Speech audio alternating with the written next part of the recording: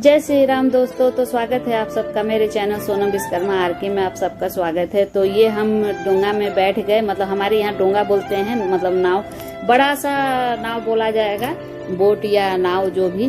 तो इसको मतलब अपने ही ये करना पड़ता है, मतलब 1200 रुपया लग रहा था चार्ज। अगर आप उसमें 20 जन भी बैठे या 2 जन भी बैठे उतना ही चार्ज है।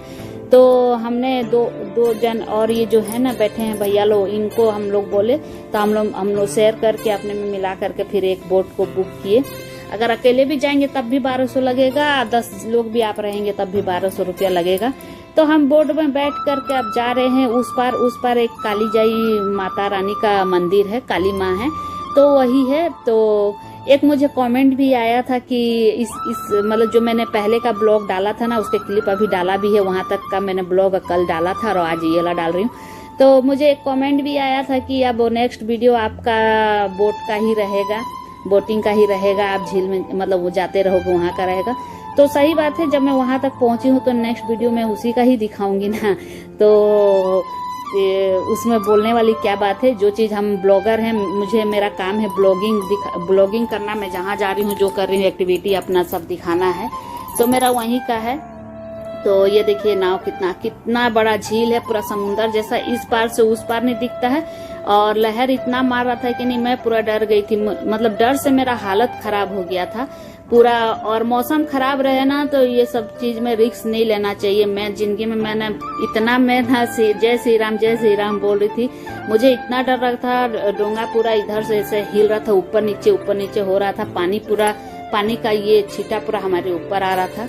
तो मैं तो बहुत ही डर गई थी और मुझे सही में बहुत डर लग गया था। ये देखिए मेरा शकल से भी पता चलता होगा। तो ये देखिए, और बाकी जन को कोई फर्क नहीं पड़ रहा, लेकिन मैं जय श्री राम बोल रही हूँ पूरा।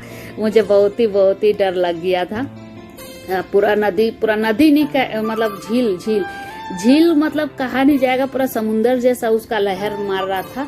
तो पूरा बोटिंग, ये देखिए मैं पूरा जय श्री राम बोल रही हूँ। मैं सच में बहुत डर गई थी और मैंने माता रानी से भी मैंने कहा कि माँ, हम लोग बहुत खुशी से आपके पास आए हैं तो हमें दर्शन करा दो।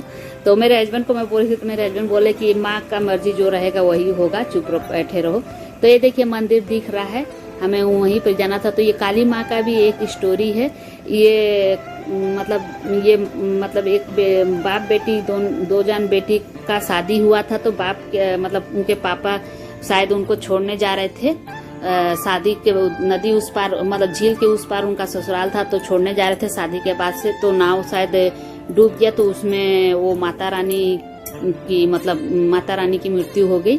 तो वही देवी जी बन गए, मतलब वो फिर उसके बाद से बहुत ही घटनाएं होने लगी। तो उसके बाद से वो सपने में आ करके बोले कि मुझे यहाँ पर ही बसाओ, तो तब जा करके वो सब कुछ ठीक हो जाएगा। तो वही बसाया गया यहाँ पर ही। तो वही वो जो कुंवारी दुल्हन जो ये हो गई ना, तो वही बनी है यहाँ पर काली जाई माँ।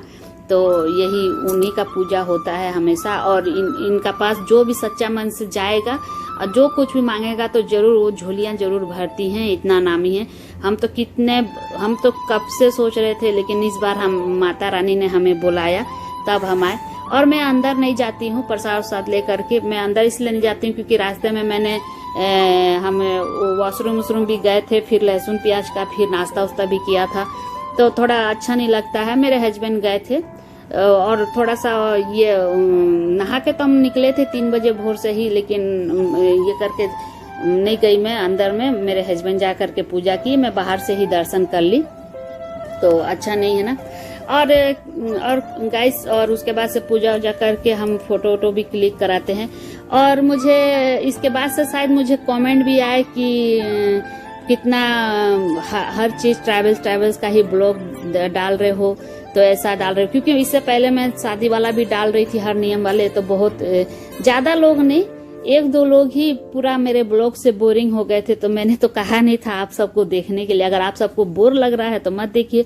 अगर मैरिज का भी हर ब्लॉगर, एक जो डेली ब्लॉगिंग करता है, जो हर चीज ब्लॉग दिखाता है, वो क्या करता है, जो डेली उसके साथ हो रहा है वही चीज दिखाता है, डालता है। मैंने और भी ब्लॉगर्स को देखा है, तो वही डालेंगे ना। अब उससे कोई बोर हो गया, अब बोर भी किसको लगता है, जो मेरे 10 ब्लॉग में से 1-2 ब्लॉग देखते हैं कि नहीं, तो उन्हीं लोग वही कभी कभी आ जाएंगे और उनको देख देख के बोर लग जाता है। तो मैंने तो आज तक कहा नहीं, अगर मेरा ब्लॉग अच्छा लगे तभी आप सब देखिए, नहीं तो इसके बाद फिर कमेंट आ जाएगा कि क्या जब देखो घूम रहे हैं तो दिखा रहे हैं। तो अब हम घूमने गए हैं तो दिखाएंगे ही ना। हम 5-6 जगह को कवर किए हैं, तो जाहिर है मैं सब जगह का ही ब्लॉग डालूंगी ना। मैं एक ब्लॉगिंग करने, मुझे पसंद है ब्लॉगिंग करना, तो मैं जो कर रही हूँ अपने हर दिन जो कर रही हूँ वो चीज ही दिखाऊंगी ना। और रोज घर का काम भी दिखाने से तब भी बोलेंगे कि रोज का घर का काम ही दिखा रहे हैं। तो जो जहाँ हम जा रहे हैं, जहाँ ये जा रहे हैं, वो सब दिखाएंगे ही।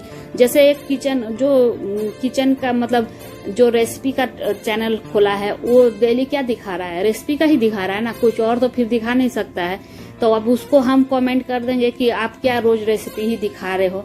तो जो उनका काम है, जो हमने काम को सिलेक्ट किया है, वही काम हम दिखाएंगे ना, और दूसरा काम तो दिखाएंगे नहीं। मुझे जो आता है वही दिखाऊंगी।